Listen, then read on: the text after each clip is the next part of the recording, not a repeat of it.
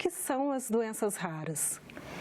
Doenças raras, esse termo é baseado na prevalência dessas doenças, que é em torno de 65 por 100 mil habitantes, né? 100 mil indivíduos, né, da população. Ou seja, uma prevalência em torno de 1,3 para 2 mil indivíduos. Quais são os tipos de doenças raras que existem? As doenças raras, elas podem ser divididas em dois grupos, nas raras de origem genética e as raras de origem não genética, né?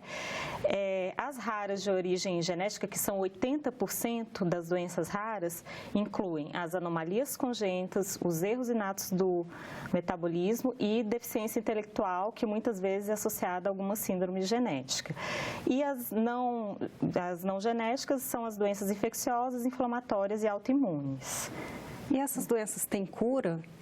São doenças crônicas, né? Porque não tem como modificar a genética de um indivíduo, a carga genética nasce com a pessoa e permanece ao longo da vida e não tem como mudar isso, né? Então, são doenças crônicas, mas a maioria tem algum tipo de tratamento, tem alguma coisa a ser feito para melhorar a qualidade de vida do indivíduo. Agora, os pacientes demoram muito para chegar a um diagnóstico, né? Tem pacientes que demoram 3, 4 anos para chegar a um diagnóstico. Por que é tão demorado para se chegar a esse diagnóstico? As doenças mais prevalentes eram as infecto-contagiosas, né? E isso foi mudando ao ponto de que as anomalias congênitas são a segunda causa de mortalidade infantil. Com isso, houve a necessidade realmente de dar mais atenção às doenças genéticas e às doenças raras. Em 2012, surgiu um grupo de trabalho com representantes do Ministério da Saúde, né, com especialistas em doenças raras e associações ligadas a doenças raras para criar uma política de atenção integral aos pacientes de doenças raras, né? Que aí com isso surgiu a portaria 199 do Ministério da Saúde. Aí a partir daí que houve, né, a habilitação de centros de referência, né, para atender esses pacientes com doenças raras. Tem poucos centros, né, até o momento só foram habilitados 7 centros de referência, né? Então, realmente, e são poucos médicos geneticistas, né, que existem no Brasil, em torno de 250, né, para o total da população brasileira.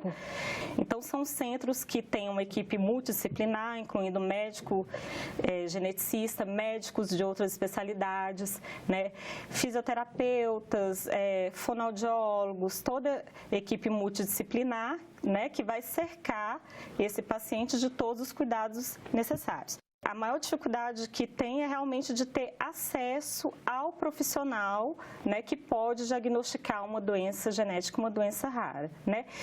E também existe a dificuldade tecnológica, né, que a genética vem avançando a cada dia, né, a cada dia surgem métodos diagnósticos mais modernos, né, para diagnóstico de doenças genéticas e pelo SUS, né, a população não tem acesso a essas tecnologias. E no caso dos medicamentos, né, tem uma dificuldade muito grande do acesso a medicamentos, que muitas vezes só tem no exterior.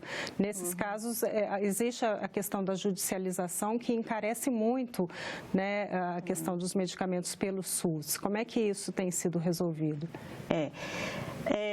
Por serem doenças raras, essas medicações, elas não são produzidas em larga escala, por isso encarece o preço, né? São medicações realmente caras, mas se houvesse uma política racional, né, uma gestão racional dos recursos, seria possível, né, importar essas medicações, né, e atender a todos os pacientes de doenças raras, porque os pacientes de doenças raras também são cidadãos que têm o direito ao Sistema Único de Saúde, ao SUS. Quais são as alternativas que podem existir para diminuir essas dificuldades enfrentadas pelos portadores de doenças raras? A gente observa que, por exemplo, tem dificuldade de importação dessas medicações por conta de patente, que às vezes a Anvisa dificulta, né, e outros órgãos. Nós observamos também que a dificuldade da aprovação dos PCDTs, que são protocolos clínicos e diretrizes terapêuticas, né, que tem mais de 50 PCDTs de doenças raras, né, em fase de aprovação pela Conitec, só que até agora não tem nenhuma resposta. Aí isso dificulta a regulamentação do tratamento. As doenças raras, né, muitas são tratáveis, algumas são com medicações, né, as terapias de reposição enzimática, outras com uso de fórmulas metabólicas, outras com uso de vitaminas, né? Então, existem vários tipos de tratamentos, outros com transplante de medula óssea. Então, realmente cabe aos gestores uma organização, né, para ter uma atenção melhor a esses pacientes, né, e garantir o tratamento adequado a todos os pacientes de doenças raras. Tá ótimo, doutora.